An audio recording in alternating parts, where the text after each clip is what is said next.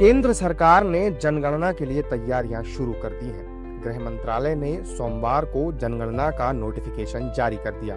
केंद्र सरकार देश में 2 चरणों में जनगणना और जातिगत गणना करवाएगी। इस नोटिफिकेशन के मुताबिक जनगणना के पहले फेज की शुरुआत 1 अक्टूबर 2026 से होगी। इस पहले चरण में 4 पहाड़ी राज्यों और केंद्र शासित प्रदेशों यानी हिमाचल प्रदेश, उत्तराखंड, जम्मू कश्मीर और लद्दाख में जनगणना कराई जाएगी, जबकि इसके दूसरे चरण की शुरुआत 1 मार्च 2027 से होगी। इस दूसरे फेज में देश के तमाम बाकी राज्यों में जनगणना और जाति गणना शुरू होगी। देखिए, आज मिनिस्ट्री ऑफ होम अफेयर्स की तरफ से अधिसूचना जारी हुई है, जिसके द्वारा ये बताया गया है कि 1 मार्च 2027 से सेंसस की काम शुरू होगा और 2 फेजों में 2 चरणों में सेंसस होगी और इसके द्वारा पूरे भारतवर्ष की जो जनसंख्या है उसका पूरा डेटा सरकार के पास आएगा। कास्ट का जो डेटा है, कितने पॉपुलेशन है किस कास्ट की,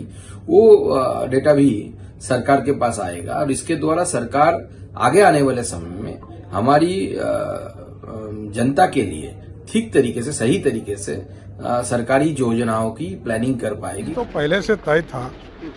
केंद्र सरकार का मैं स्वागत करता हूं कि जातीय जनगणना का नोटिफिकेशन जारी है। ये अच्छी बात है।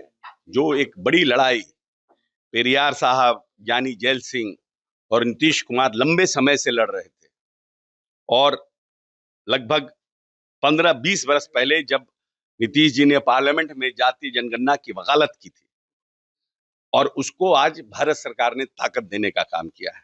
हम माननीय नेता नीतीश कुमार और माननीय प्रधानमंत्री नरेंद्र मोदी जी दोनों को साधुवाद और धन्यवाद देते हैं कि अंबेडकर साहब के सही माने में सपनों को साकार होने का समय इस हिंदुस्तान में आ रहा है। कांग्रेस नेता सरकार के इस कदम का स्वागत कर रहे हैं और इसका पूरा श्रेय नेता प्रतिपक्ष राहुल गांधी को दे रहे हैं। बधाई भारतवासियों को, बधाई इंडिया गठबंधन को, बधाई कांग्रेस पार्टी को और सलूट राहुल गांधी को। राहुल गांधी ने ललकार कर हर मंच से कहा और पार्लियामेंट में जब वो बोले थे कि मोदी जी आपकी सरकार को करना पड़ेगा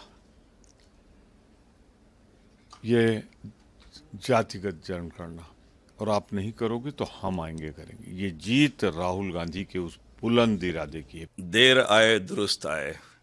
और मैं जरूर कहना चाहूँगा कि ये भी जुमला साबित ना हो, नोटिफिकेशन के साथ साथ सरकार ये भी सारी चीज़ें उसका बजट का भी प्रावधान करें, क्योंकि जो एक्सपेंसेस हैं उसके बारे सरकार जो बजट में ऐसा कोई अलग से राशि दी नहीं गई है, ये वो महत्वपूर्ण है।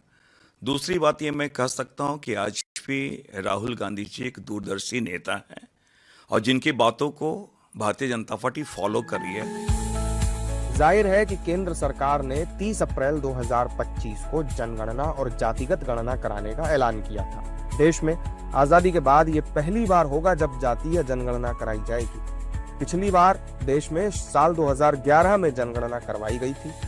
हर 10 साल में जनगणना करवाई जाती है, लेकिन साल 2021 में कोविड-19 महामारी की वजह से जनगणना को टाल दिया गया था।